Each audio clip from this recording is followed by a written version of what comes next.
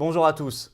Où en est vraiment le passeport sanitaire? On entend tout et l'inverse de tout dans tous les sens. On va démêler le vrai du faux. D'avant, je vous le dis, ça n'est pas du tout joué. Ça n'est pas du tout fait.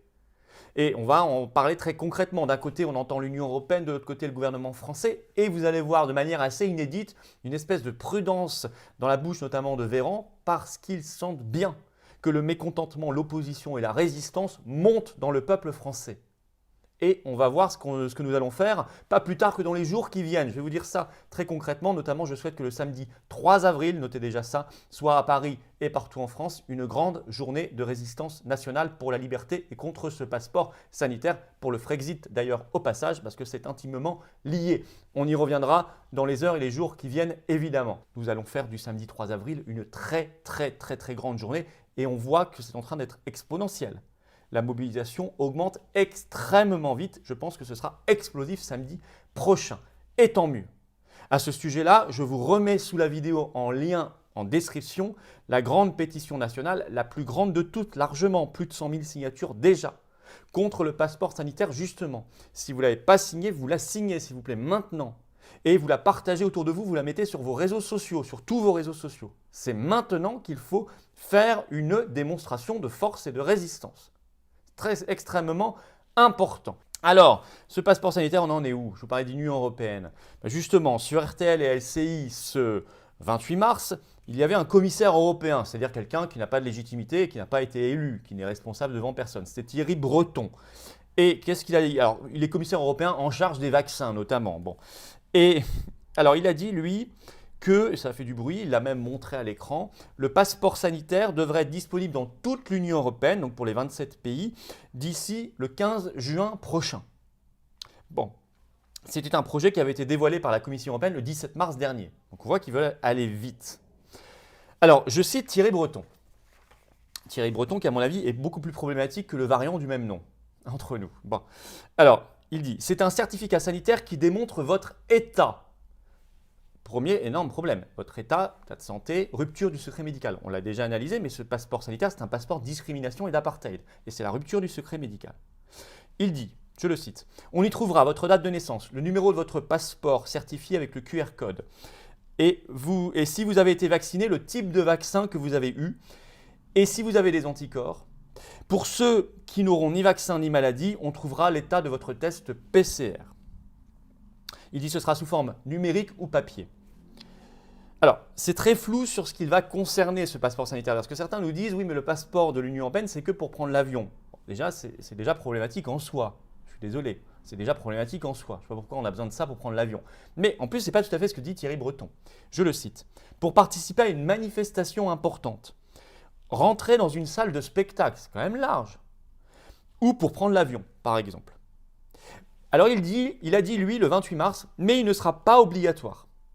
Ceux qui n'en veulent pas pourront se soumettre à un test. Le problème, c'est que le lendemain, donc ce 29 mars, sur Sud Radio, le secrétaire d'État français aux Affaires européennes, Clément Beaune, dit, lui, qu'il sera, je cite, sans doute obligatoire. Donc, deuxième zone de flou. Quand il y a un flou, il y a une entourloupe, hein, vous le savez. Hein. Je cite quand même une phrase de Thierry Breton qui est significative de leur état d'esprit, de ce qu'ils veulent nous faire avaler. Pour retrouver la vie normale sans être un risque pour soi ou pour les autres. Vous voyez, donc le monde extérieur est un monde risqué, autrui est un risque potentiel pour soi-même, pour les autres, etc. C'est un monde inhumain. C'est un monde inhumain qui nous installe dans le cerveau comme ça. C'est pour ça qu'il faut se battre jusqu'au bout, jusqu'à la victoire. Alors, qu'est-ce qui permet ça? Notamment, évidemment, le Parlement européen, enfin pseudo-Parlement européen, puisqu'il n'y a pas de peuple européen, donc il ne peut pas y avoir de Parlement européen. Mais bon, il se croit Parlement européen. Le 24 mars dernier, le Parlement européen, par 468 voix pour contre 203, donc les 2/3, a approuvé le recours à la procédure d'urgence pour se prononcer sur la proposition de passeport sanitaire. En fait, sur la proposition de ce qu'ils appellent le certificat vert numérique, ce qui est le passeport sanitaire. Ils espèrent le voter en avril pour donc qu'il entre en application, comme l'a dit Thierry Breton, mi-juin. Voilà. Donc, ils n'ont pas voté le 24 mars le passeport sanitaire. J'ai lu ça ici et là. Non, ils n'ont pas voté le passeport sanitaire. Ils ont voté le fait qu'ils étaient d'accord pour qu'il y ait une procédure d'urgence pour pouvoir le voter dans quelques semaines. Ce n'est pas tout à fait la même chose. Alors, je vous rappelle quand même que l'Union européenne, d'où l'urgence du Frexit, hein, de sortir de l'Union européenne. L'Union européenne a ce projet-là dans ses tiroirs depuis 10 ans. C'était LCI qui l'avait révélé dans un article qui est toujours en ligne, qui date du 14 janvier dernier. Je cite le titre de LCI. Oui, la Commission européenne réfléchit à un passeport vaccinal et ce depuis plusieurs années. Et si vous lisez l'article, vous voyez qu'elle y réfléchissait déjà en 2011, il y a 10 ans. Je cite, en 2011, elle voulait déjà développer une carte de vaccination européenne individuelle, multilingue, standardisée, c'est-à-dire le passeport sanitaire. Donc ça fait 10 ans. Donc le Covid, comme d'habitude, magnifique prétexte pour accélérer toutes ces horreurs. Mais c'est là que je vous dis que ça score, c'est que ce n'est pas fait.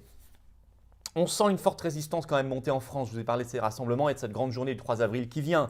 Mais déjà, le 16 mars, l'agence France Presse a révélé les résultats de la vaste consultation, je cite, lancée par le Conseil économique, social et environnemental le 17 février dernier.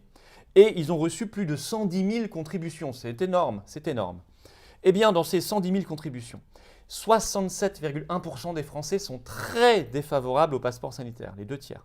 Plus 5,6% sont défavorables, donc au total quasiment les 3 quarts. 2% se disent mitigés, 5,1% plutôt favorables et 20,2% très favorables. Donc on n'a que 25% favorables et 75% très défavorables. Et ces résultats ont été officiellement remis au monsieur vaccin du gouvernement, c'est-à-dire monsieur professeur Fischer.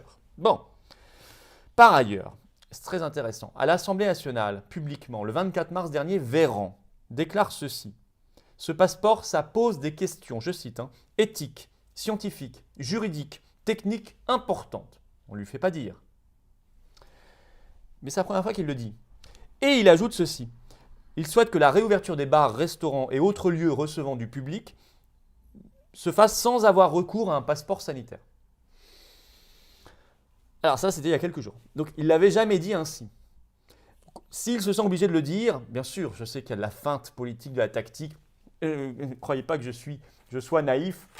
Je ne le suis absolument pas, vous le savez. Mais je sais aussi que quand un ministre se sent obligé publiquement de dire cela, a fortiori dans l'hémicycle de l'Assemblée nationale, c'est qu'il sent qu'il ne peut pas faire ce qu'il veut, il ne peut pas dire ce qu'il veut. Ça démontre au moins qu'ils savent qu'il y a une opposition, une résistance qui monte. Ce que démontrent d'ailleurs les résultats de la vaste consultation. Et ce que démontre l'afflux de plus en plus important à nos propres rassemblements et à d'autres rassemblements d'ailleurs qui se font en France. Et je pense que tous les rassemblements sont les bienvenus. J'aimerais bien d'ailleurs qu'ils s'unissent tous. Bon. Et ça, c'est un motif d'espérance. C'est pour ça qu'il faut mettre les bouchées doubles maintenant. Signez, relayez, partagez, mettez-la partout. La grande pétition nationale contre ce passeport sanitaire, ce passeport vaccinal, le lien se trouve sous la vidéo en description. C'est le moment de le faire. C'est la plus grosse pétition nationale. Si Véran dit ça, ce n'est pas par hasard. Par ailleurs, je vous attends au prochain rassemblement, aux prochaines manifestations, aux prochaines actions. Et puis, il faut faire le Frexit. Si vous ne l'avez pas compris, comprenez-le maintenant. Ça ne veut pas dire que derrière, on n'aurait pas le passeport sanitaire. Ça veut dire qu'on serait au moins libre de le faire ou de ne pas le faire. Alors que là, on n'a pas le choix si on reste dans cette folie supranationale. Il faut quitter l'Union européenne sur le champ. On doit se battre aussi contre la fausse opposition, l'opposition contrôlée, celle qui valide cette équation morbide, vaccin égale liberté, parce que c'est elle qui donc valide le passeport sanitaire. Il ne faut pas valider cette équation. La liberté, c'est un absolu. Ce n'est pas conditionné par un produit qu'on s'injecte dans le corps ou par un bout de papier numérique avec un QR code. Comprenez-le bien et dites-le. Je vous signale quand même pour information, ce n'est pas moi qui le dis, c'est le Huffington Post qui a fait un article le 27 mars. Le Chili, qui est pourtant un des pays qui a un des meilleurs taux, je cite, de vaccination au monde, se reconfine 80% de sa population. Parce que, je cite toujours le Huffington Post, le pays a vu ses infections remonter brutalement. Donc on ne peut pas, si vous voulez, il faut arrêter le délire. Il faut arrêter cette histoire de vaccination, c'est la liberté, etc. On voit bien que tout ça, c'est bidon. Voilà. Donc il faut se battre avec la première des énergies. La pétition. Le lien est également en commentaire épinglé et ici, vous cliquez directement sur l'écran. D'ailleurs, au passage, profitez-en pour vous abonner à cette chaîne si vous ne l'avez pas encore fait. Ça vous prend 3 secondes, ça donne de la visibilité à ce travail. Merci d'avance, bravo, bienvenue à ceux qui adhèrent aux Patriotes, qui vont nous rejoindre maintenant, ceux qui vont faire un don de soutien à toutes nos actions. Un grand bravo également. On se bat, on va gagner. Vive la liberté, vive la France.